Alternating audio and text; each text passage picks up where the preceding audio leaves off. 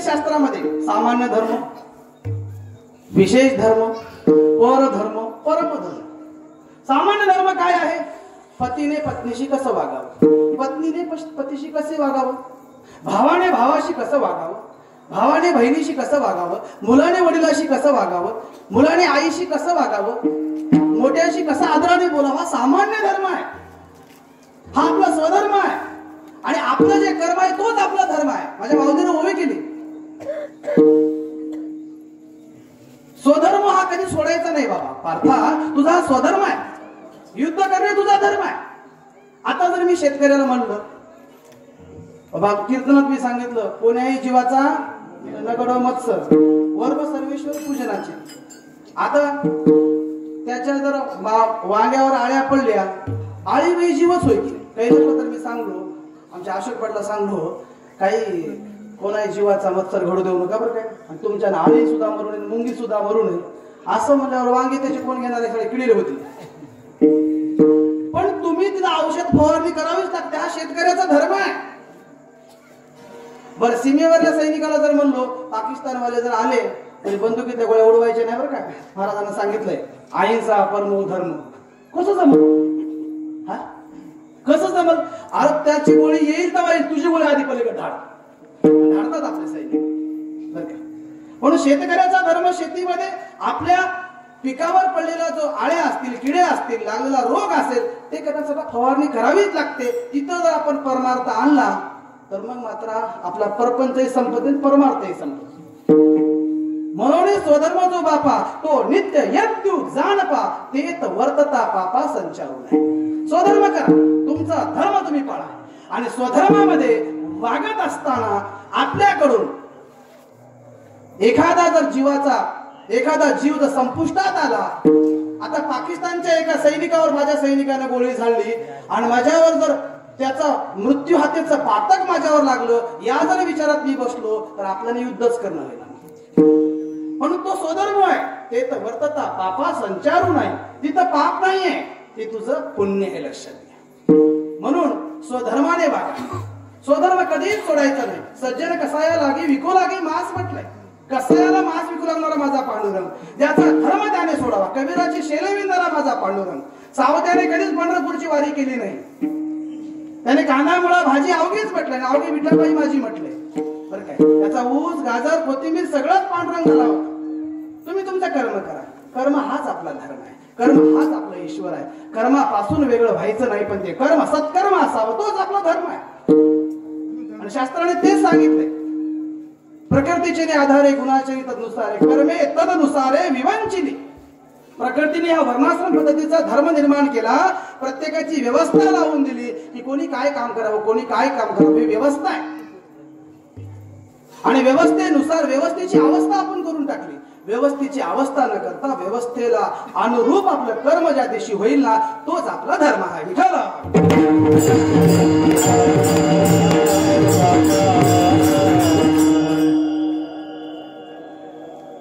मग असे धर्म एक दोन उदाहरण आपण घेऊया.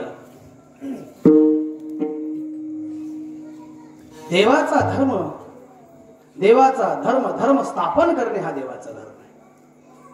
राजाचा धर्म धर्माचं रक्षण करणे हा राजाचा धर्म आहे.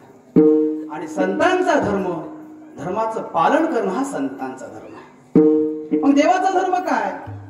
4थ्या अध्यायामध्ये 7वा श्लोक सांगते, यदा यदा हि धर्मस्या ग्लानिर्भवति भारता अभ्युत्थानं धर्मस्या तदात्मन सृजाम्यहम् परित्राणाय साधूनां च विनाशाय च दुष्कृतां संभवामि युगे युगे. 7वा आणि 8वा श्लोक सांगू जातो, देव धर्माची स्थापना करायला अवतार घेतात. लक्षात घ्या, देव धर्म निर्माण करण्यासाठीच येतात. माझ्या धर्माचा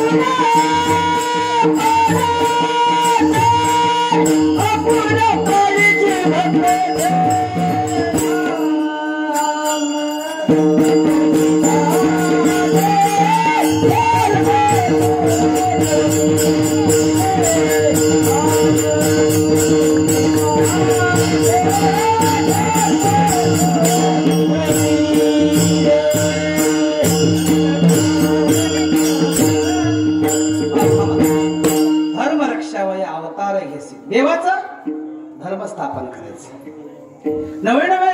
अहो धर्माचा विचार जर केला ना, माझ्या तुकोबाराने सांगितलं धर्म कुठे पाहायचा असेल ना, अरे धर्म दुसरा कोणी नाही, अरे धर्माची मूर्तीच माझा देव आहे.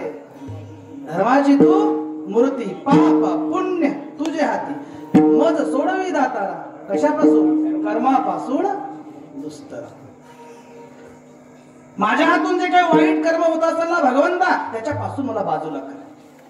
एवढं तुझ्याकडे माझं मागणं आहे. देवाकडे असं मागा हो, माझ्या हातून काही चुकत असेल तर तिथं मला सावध कर, पण त्याचं बरं होऊ नये, त्याचा ऍक्सिडेंट हो. त्यानं कालच माझ्या बाबाला भांडण केलाय, त्याचं तंगडं मोडून जाओ, त्याच्यावर पोलीस केस हो, ते निवडणुकीत पडाव, त्याचं सगळं होऊन जाओ. असं मागल्यावर देव कसं येईल आपल्याला सोडवायला? ते म्हणते तूही तसा तेही तसा बोंबला तो काय घेतलं नाही. विठाला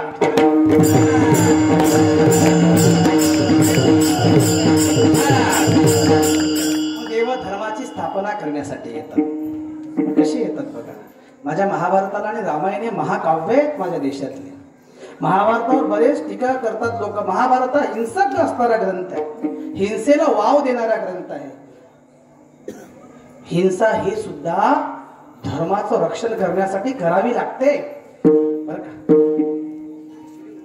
धर्माच्या रक्षणासाठी केलेली हिंसा सुद्धा पुण्यामध्ये गणली जाते.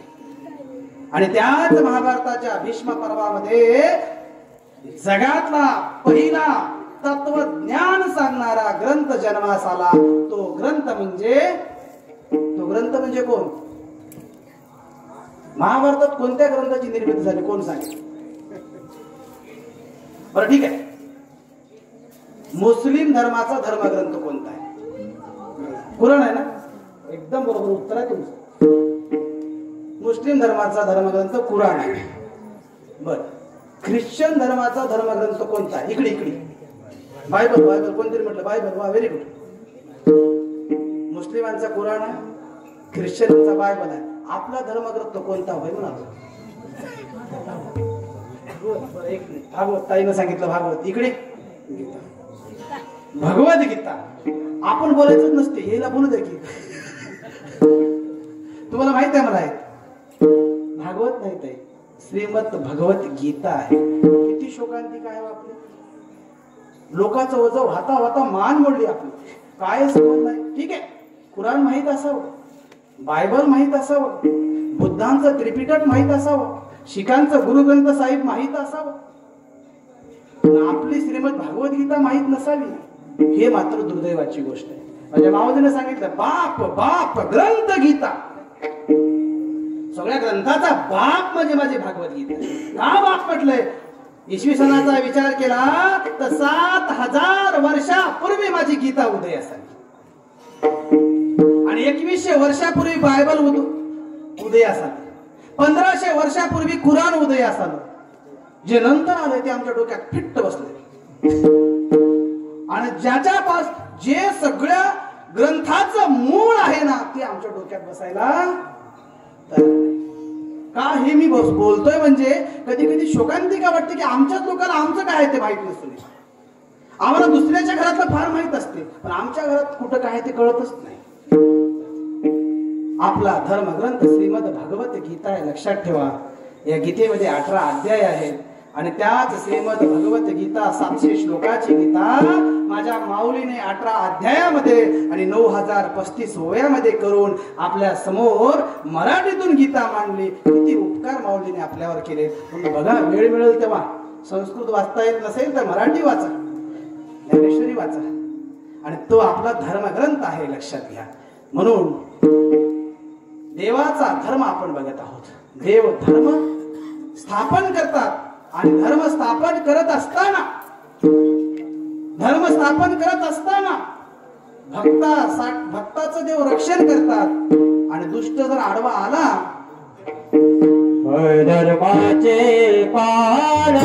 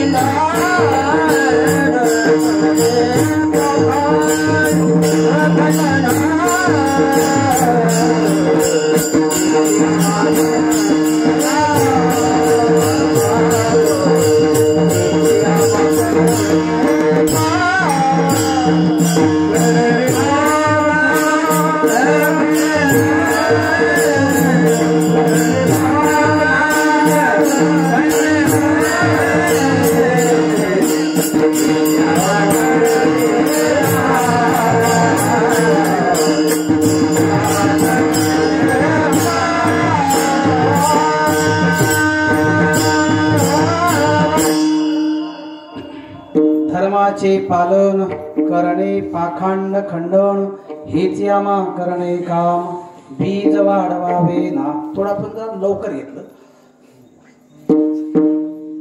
देवाचा धर्म स्थापन करणे आहे आणि देवाने धर्म स्थापन केला. अर्जुनाच्या निमित्ताने गीता आपल्या हातात दिली आणि धर्माचं कार्य देवाने केलं. उद्धवाच्या रूपाने भागवत सांगून आपल्या हातात धर्माचं कार्य सोपवलं भगवंताने. निमित्त अर्जुनाचं होतं पण काम आपलं होतं. अर्जुनाचे ने व्याजे गीता प्रकाशोने श्रीराजे संसारा एवढे बेओजे फेडिले जगाचे. जगाचं ओझ फेडण्यासाठी अर्जुनाचं निमित्त केले. हो, अर्जुन फक्त निमित्त मात्र आहे. मन रूपी अर्जुनाला ईश्वर रूपी कृष्णाने केलेला उपदेश म्हणजे श्रीमद भागवत गीता.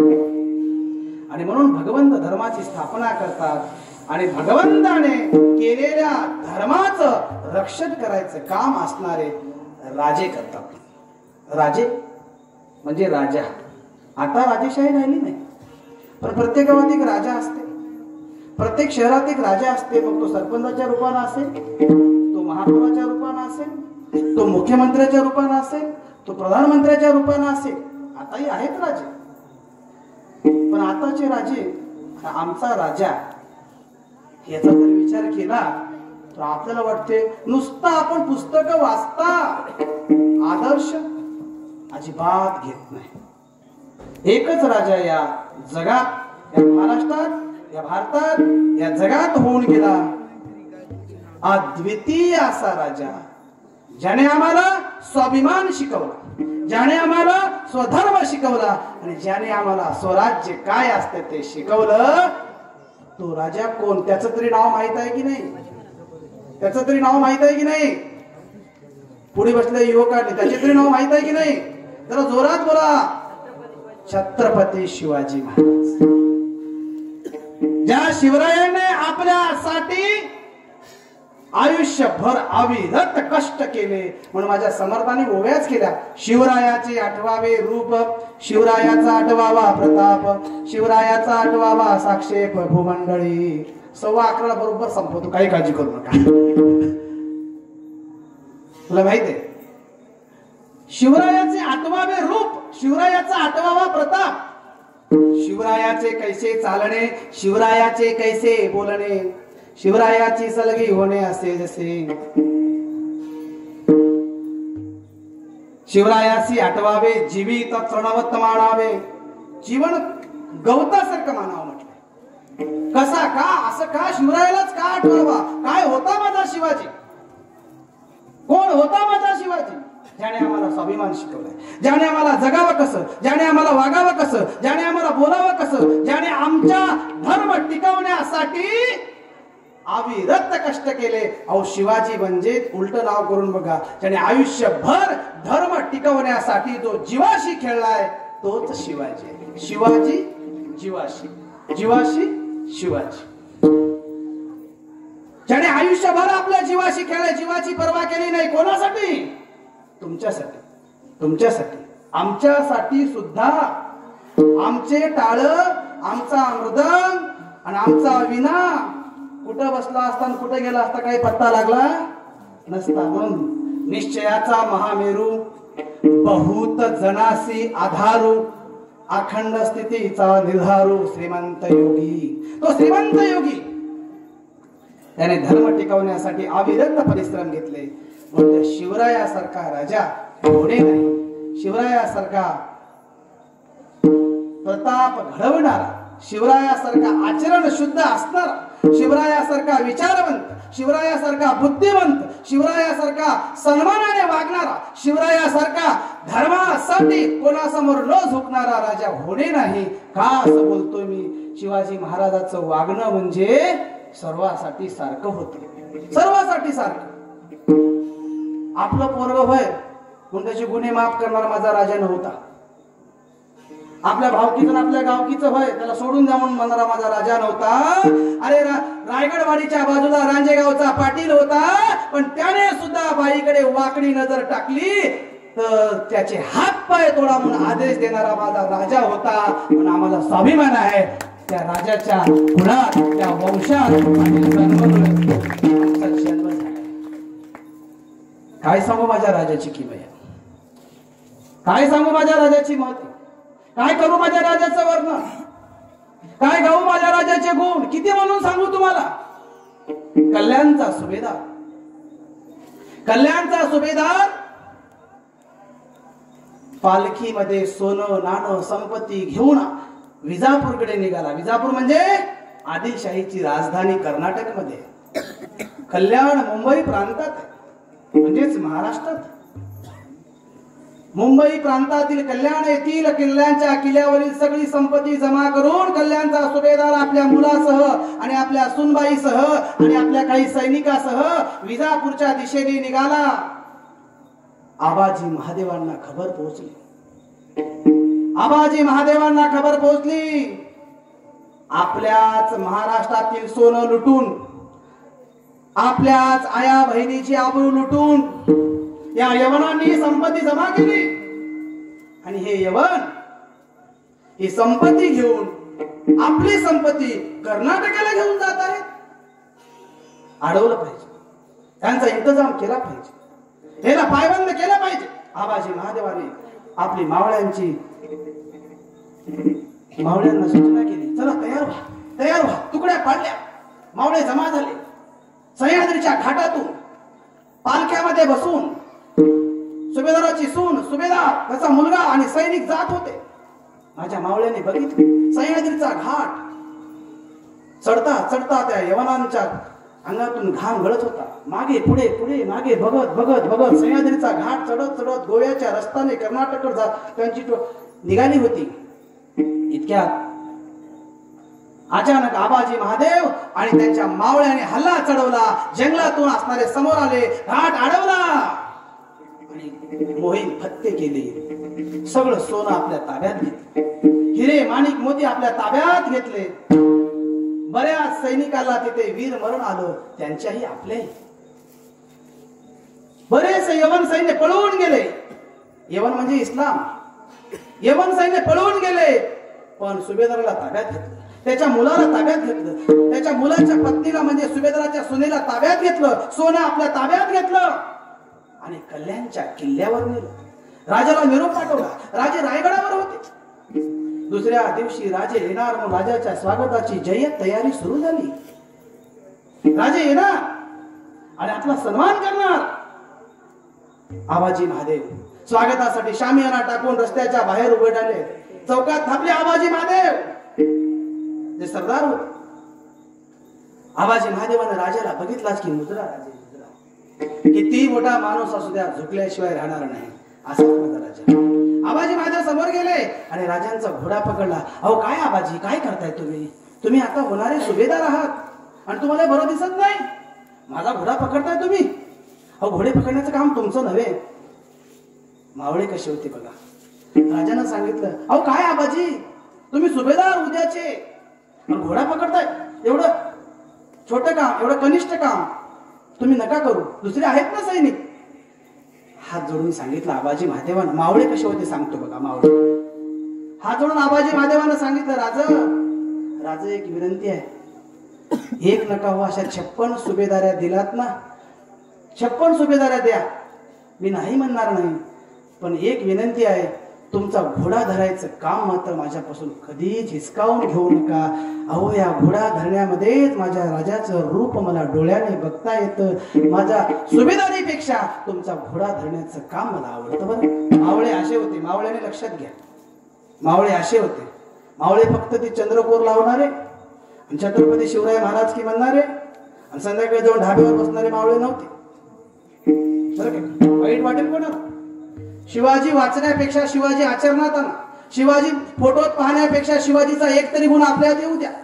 शिवाजी असता परस्त्रीकडे बघणाऱ्याला आणि परस्त्रीकडे वाकडी नजर टाकणाऱ्याला त्याचं शिर कलम करणारा माझा शिवाजी होता. व्यसनापासून दूर राहणारा माझा शिवाजी होता. दिवसभर छत्रपती शिवाजी महाराज की जय, रात्री ढाब्यावर गजर वेगळंच. असं होत असेल तर हात जोडून विनंती आहे, पाया पडून विनंती आहे, तुम्ही मावळे म्हणण्याच्या पात्रतेची अजिबात नाही. आबाजी महादेवानं शिवाजी महाराजाला शामियानात बसवलं. सभा बसली, संपत्ती समोर जाहीर केली, दाखवली. राजाला खूप आनंद झाला. म्हटलं आबाजी किती सैन्य कामी आले, किती मावळे कामी आले. म्हणजे महाराज फक्त 15. अरे 15 कुटुंब उद्ध्वस्त झाले. ही संपत्ती लुटलेली आहे ना, घेतलेली आहे ना, ही सगळी संपत्ती त्याच्या परिवाराला पुढच्या 30 वर्षापर्यंत पुरेल संपत्ती त्याला देऊन टाका. माझा राजा किती उदार होता ते सांगतोय तुम्हाला. आज आपल्याला मागावं लागतंय तरी भेटत नाही. किती पीक विमा भरा की तुम्ही, किती बँकेच्या चक्रा मारा की तुम्ही, काय नाही. जे चांगलं आहे, गरीब आहे की नाही, त्याला उशिरा भेटते पीक विमा, आणि ज्याचं काहीच गेलं नाही त्याला आधी भेटते. कारण ती बँकेत रोज जाते ना, आणि त्याची मॅनेजर संग ओळख आहे. मॅनेजर याच्या घरी याच्या शेतामध्ये येते पार्टी करायला, मॅनेजर याचा आधी फाईल पास करते. आणि आपला शेतकरी घाम गळ्यापर्यंत काम करते, पण याला फाईलच करायची माहित नाही ऑनलाईन. मग गावात एक दुकान टाकून बसलेलं राहते, त्याचं कामच होय. ते काय करते, मुद्दाम त्याच्या फाईलमध्ये क्युरी ठेवते. तुम्ही सांगा तसं मी केलो बा. त्याला याला बी येऊ द्यायचं नाही, त्याला बी येऊ द्यायचं नाही, गरीबच राहा असं त्यालाही वाटते. ही आजची शोकांतिक आहे बरं का, आजच. पण तसं राजाच्या काळात नव्हतं. राजाने संपत्ती जे कामी आले त्या सैन्याला वाटून टाकली आणि उरलेली संपत्ती कोषागारात न्यायला सांगितलं. मग सुभेदाराला समोर हजर केलं, सुभेदाराच्या मुलाला हजर केलं. राजा म्हटला, माझा राजा किती उदार आहे सांगतो. म्हणले, हे आता पकडलात ना, त्यांना सोडून द्या, जाऊ द्या यांना आदिलशहाकडे, अजिबात अडवू नका यांना. अरे त्यांचा धर्म त्यांना करू द्या, ते त्यांचे नोकर आहेत तर त्यांचंच काम करतील, आपलं काम काय म्हणून करतील.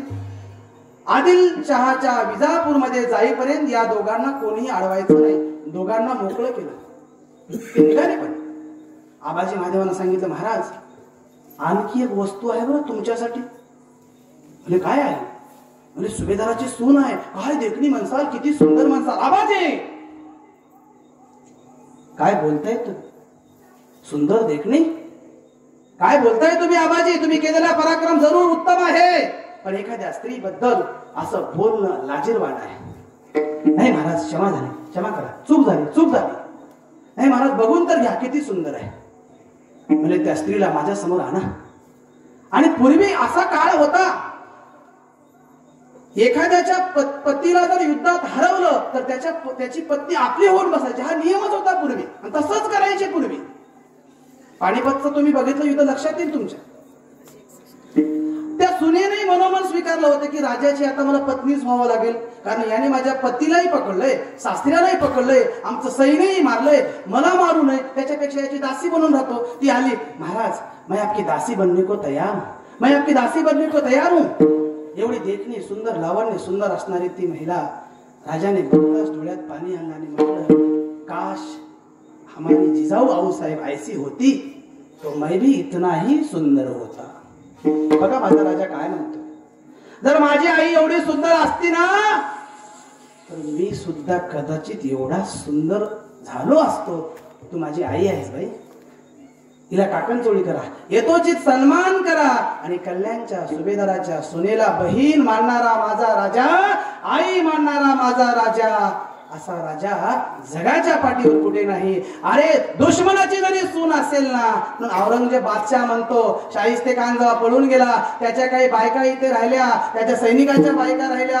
औरंगजेबाला खबर मिळाली, अरे सैनिक तो भाग गए मगर उनकी बीबियां वहां पर है पुणे में.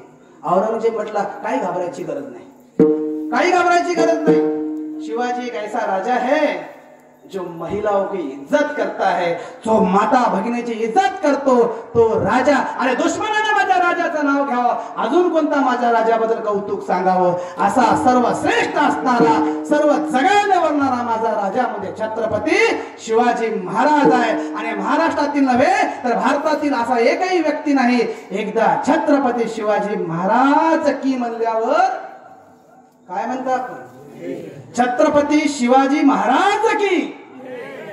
आवाज काही नीट आहे ना, चला छत्रपती शिवाजी महाराज की असा आवाज. आपण महाराष्ट्रातल्या विठ्ठल